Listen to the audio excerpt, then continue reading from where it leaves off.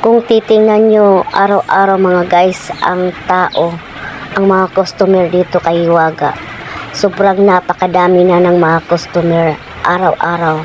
Kahit sa Facebook, sa Reels, bawat click ko, puro kahiwaga yung mga customer.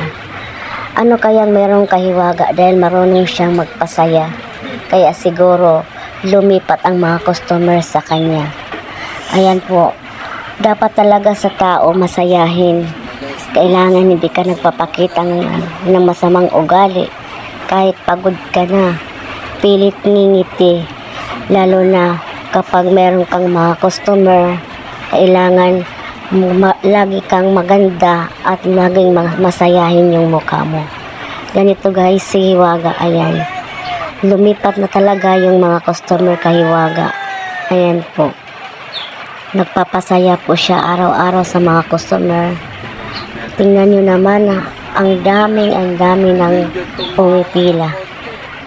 Yan po mga guys, wag po tayong magbabago kapag tayo po ay sumisikap. Yan po.